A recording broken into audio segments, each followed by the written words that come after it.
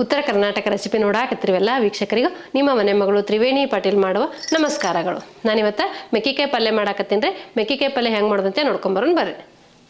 ಮೊದಲೇದಾಗಿ ನಾವೊಂದು 1/4 kg ಅಷ್ಟು ಮೆಕ್ಕಿಕಾಯಿ ತೊಗೊಂಡು ಇವು ನೀರಾಗ ಹಾಕಿ ಇಟ್ಕೊಂಡಿನಿ ನೋಡ್ರಿ. ಇವು ಚಲೋ ಹೊತ್ತಿನ ತೊಳಿಬೇಕು ರೀ. ಈಗ ತೊಳೆದು ಕಟ್ ಮಾಡ್ಕೊತೀನಿ ರೀ. ನಿಮ್ಗೆ ಯಾವ ಥರ ಸೇಪಲ್ಲಿ ಬೇಕು ನೋಡಿಕೊಂಡು ಆ ಸೇಪಲ್ಲಿ ಕಟ್ ಮಾಡ್ಕೊಳ್ರಿ. ನಿಮ್ಗೆ ಸಣ್ಣ ಸೈಜ್ ಬೇಕಂದ್ರೆ ಸಣ್ಣ ಸೈಜಲ್ಲಿ ಕಟ್ ಮಾಡ್ಕೊರಿ, ಇಲ್ಲ ಉದ್ದುದಕ್ಕೆ ಬೇಕಂದ್ರೆ ಉದ್ದುದಕ್ಕೆ ಕಟ್ ಮಾಡ್ಕೊರಿ. ನಾನು ಸಣ್ಣಗೆ ಕಟ್ ಮಾಡ್ಕೊತೀನಿ ನೋಡ್ರಿ. ಇವು ಈ ಸೀಸನಲ್ಲಿ ಸಿಗ್ತಾವ್ರಿ ಮೆಕ್ಕಿಕಾಯಿ, ಹೊಲದಾಗೆಲ್ಲ ಬೆಳೆದಿರ್ತಾರೆ. ನೀವು ತೊಗೊಂಬಂದು ಮಾಡ್ಬೋದು, ಉಪ್ಪಿನಕಾಯಿ ಮಾಡ್ಬೋದು, ಚಟ್ನಿ ಮಾಡ್ಬೋದು, ಪಲ್ಯ ಮಾಡ್ಬೋದು, ನಿಮ್ಗೆ ಏನು ಅನುಕೂಲ ಆಗುತ್ತೆ ನೋಡ್ಕೊಂಡು ನೀವು ಮಾಡ್ಬೋದು ರೀ. ನಾನೀಗ ಉಪ್ಪಿನಕಾಯಿನೂ ಮಾಡಿ ತೋರಿಸಿನಿ. ಇವತ್ತು ಪಲ್ಯ ಮಾಡಾಕತ್ತಿದ್ದೆ, ಹಾಗಾಗಿ ನಿಮ್ಮ ಜೊತೆಗೆ ಶೇರ್ ಮಾಡ್ಕೊಂಡ್ರೆ ಆಯ್ತತೆ ಮಾಡಾಕತ್ತೀನಿ. ಮೆಕ್ಕಿಕಾಯಿ ಆರೋಗ್ಯಕ್ಕೆ ಒಳ್ಳೇದ್ರಿ.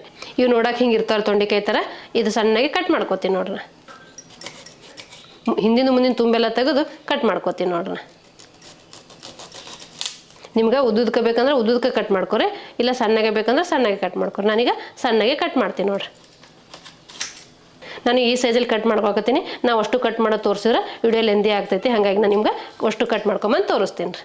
ನೀವು ದಿನ ಬೇರೆ ಬೇರೆ ಪಲ್ಯಗಳು ಮಾಡ್ತಿರ್ತೀರಿ. ಮೆಕ್ಕಿಕಾಯಿ ಸಿಕ್ಕಾಗೂ ಈ ರೀತಿ ಮೆಕ್ಕಿಕಾಯಿ ಪಲ್ಯ ಮಾಡ್ಕೊತೀನಿ ರೀ, ಮಸ್ತಾಗಿರ್ತೈತೆ ರೀ. ಈಗ ನೋಡ್ರಿ, ನಾ ಈ ಸೈಜಲ್ಲಿ ಕಟ್ ಮಾಡ್ಕೊಂಡಿನಿ. ಉಪ್ಪಿನಕಾಯಿಗೆ ಆದ್ರೆ ಉದ್ದುದಕ್ಕೆ ಮಾಡ್ಕೊಂಡಿದ್ದೆ. ಈ ಪಲ್ಯಕ್ಕತ್ತೆ ಸಣ್ಣಗೆ ಚೌಕಾಗಿ ಉಳ್ಳಾಗಡ್ಡಿ ಹೆಂಗೆ ಹೆಚ್ಕೊತೀವಲ್ರಿ ಹಂಗೆ ಹೆಚ್ಕೊಂಡಿನಿ ನೋಡ್ರಿ. ಈಗ ಮೆಕ್ಕಿಕಾಯಿ ಎಲ್ಲ ಕಟ್ ಮಾಡ್ಕೊಂಡಿನಿ. ಈಗ ಪಲ್ಯಕ್ಕೆ ಒಗ್ಗರಣೆ ಮಾಡ್ಕೊತೀನಿ ನೋಡ್ರಿ. ಈಗ ಒಂದು ಪಾತ್ರೆ ಇಟ್ಕೋತೀನಿ. ಒಗ್ಗರಣೆಗೆ ಬೇಕಾಗಷ್ಟು ಎಣ್ಣೆ ಹಾಕ್ಕೋತೀನಿ ರೀ. ನಾ ಒಂದು 2 ಸ್ಪೂನಷ್ಟು ಎಣ್ಣೆ ಹಾಕ್ಕೋತೀನಿ ರೀ. ಇದು ಎಣ್ಣೆ ಬಿಸಿ ಆಗಲ್ರಿ. ಈಗ ನೋಡ್ರಿ, ಎಣ್ಣೆ ಕಾಯ್ದೈತಿ. ನಾ ಸಾಸಿವೆ ಹಾಕ್ಕೋತೀನಿ ನೋಡ್ರಿ. ಸ್ವಲ್ಪ ಜೀರಿಗೆ ಹಾಕ್ಕೋತೀನಿ ನೋಡ್ರಿ. 1-2 ಬೆಳ್ಳುಳ್ಳಿ ಜಜ್ಜಿಟ್ಟಿನಿ, ಬೆಳ್ಳುಳ್ಳಿ ಹಾಕ್ಕೋತೀನಿ ನೋಡ್ರಿ. 2 ಉಳ್ಳಾಗಡ್ಡಿ ಸಣ್ಣ ಕಟ್ ಮಾಡ್ಕೊಂಡಿನಿ, ಅವು ಹಾಕ್ಕೋತೀನಿ ನೋಡ್ರಿ. ಸ್ವಲ್ಪ ಕರಿಬೇವು ಹಾಕ್ಕೋತೀನಿ ರೀ. ಇದೆಲ್ಲ ಚಲೋ ಹೊತ್ತಿಗೆ ಹುರ್ಕೋಬೇಕು ರೀ.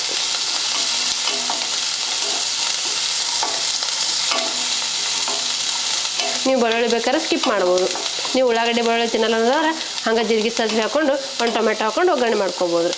ಇಲ್ಲ ಉಳ್ಳಾಗಡ್ಡಿ ಬೆಳ್ಳುಳ್ಳಿ ಹಾಕೋದ್ರಿಂದ ಟೇಸ್ಟ್ ಬರ್ತೈತೆ ರೀ. ಹಾಗಾಗಿ ನಾನು ಉಳ್ಳಾಗಡ್ಡಿ ಬೆಳ್ಳುಳ್ಳಿ 2 ಹಾಕ್ಕೊಂಡಿನಿ ನೋಡಿರಿ. ಇಲ್ಲ ನೀವು ಒಂದೇ ಆದರೂ ಹಾಕ್ಕೋಬೋದು ರೀ. ಈಗ ಇದಕ್ಕೊಂದು ಸ್ವಲ್ಪ ಅರಿಶಿನ ಪುಡಿ ಹಾಕ್ಕೋತೀನಿ ನೋಡಿರಿ. ಒಂದು ಟೊಮೆಟೊ ಕಟ್ ಮಾಡ್ಕೊಂಡಿದ್ರೆ ಟೊಮೆಟೊ ಹಾಕ್ಕೋತೀನಿ ನೋಡಿರಿ. ಇದನ್ನು ಚಲೋ ಹೊತ್ತಿಗೆ ಮಿಕ್ಸ್ ಮಾಡ್ಕೊತೀನಿ ರೀ. ಈ ಉಳ್ಳಾಗಡ್ಡಿ ಟೊಮೆಟೊ ಎಲ್ಲ ಸ್ವಲ್ಪ ಬೇಯಬೇಕು ರೀ. ಈಗ ಇದಕ್ಕೆ ರುಚಿಗೆ ತಕ್ಕಷ್ಟು ಉಪ್ಪು ಹಾಕ್ಕೋತೀನಿ ನೋಡಿರಿ. ಉಪ್ಪು ಹಾಕೋದ್ರಿಂದ ಟೊಮೆಟೊ ಉಳ್ಳಾಗಡ್ಡಿ ಬೇಗ ಬೇಯ್ತಾವ್ರಿ. ಈಗ ಉಳ್ಳಾಗಡ್ಡಿ ಟೊಮೆಟೊ ಸ್ವಲ್ಪ ಫ್ರೈ ಆಗಲ್ಲ. ಫ್ರೈ ಆದ ನಂತರ ಮಸಾಲೆ ಹಾಕ್ಕೊಳ್ಳೋಣ ರೀ. ನೀವು ಸುಮಾರು ನೀವು ಬೇರೆ ಬೇರೆ ಪಲ್ಯಗಳೆಲ್ಲ ಮಾಡಿರ್ತೀರಿ. ನಾನು ಇವತ್ತು ಮೆಕ್ಕಿಕಾಯಿ ತಂದಿದ್ದೆಲ್ಲ, ಹಂಗಾಗಿ ಮೆಕ್ಕಿಕಾಯಿ ಪಲ್ಯ ಮಾಡಾಕತ್ತಿದ್ದೆ, ನಿಮ್ಮ ಜೊತೆಗೂ ಶೇರ್ ಮಾಡ್ಕೊಳಕತ್ತೀನಿ. ನೀವು ತೊಂಡೆಕಾಯಿ ಪಲ್ಯ ಮಾಡ್ತಿರಲ್ರಿ, ಅದೇ ಥರನೇ ಬರ್ತೈತೆ ರೀ. ಇದನ್ನು ಸೇಮ್ ತೊಂಡೆಕಾಯಿ ಥರನೇ ಇರ್ತಾವೆ, ಆದ್ರೂ ಮೆಕ್ಕಿಕಾಯಿ ಅದೇ ತೊಂಡೆಕಾಯಿ ರೀ.